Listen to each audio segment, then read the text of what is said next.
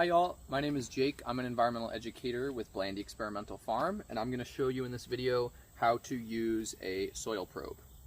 So the first thing we're going to want to do is find a little spot that we're going to take our sample in, and we can use this weeding tool just to get rid of some of the kind of plants and weeds in that area. So I'll just drag it across the ground to clear an area so that I can access the soil. And that spot will do perfectly. Then I'm going to use my trowel here and I'm going to dig a little hole a couple inches deep. There might be some roots in the way. That's okay.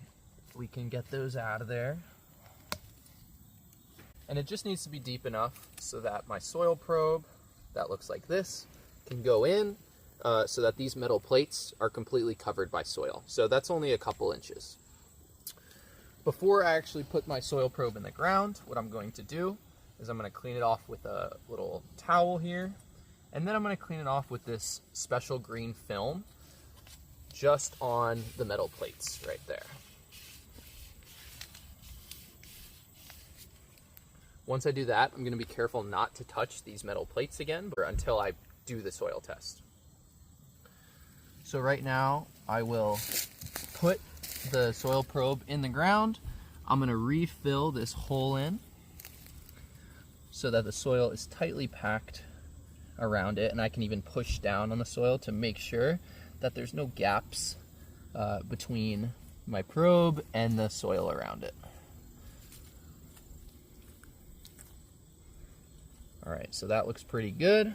It's firmly in there, the metal plates are covered, and now I'm going to press this white button here on the edge of the soil probe, and I'm going to actually hold that button down for 3 minutes. This will give me the soil moisture content. We're not actually going to hold it down for 3 minutes here for the sake of this video, but that's how you'll get soil moisture, which is the darker letters on the lens of the soil probe. Once we take our soil moisture measurement, then we can clean off the soil probe. Again, using this green film. And then we can do our second test, which is actually going to test the pH of the soil.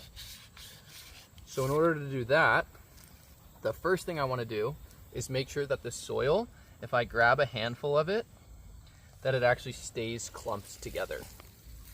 So I'm going to grab a handful, I'm going to squeeze this soil, right?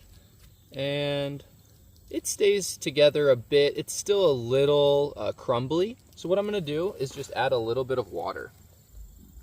You can add up to a cup of water. This soil is almost clumping together, so I'm just going to add a little bit like that.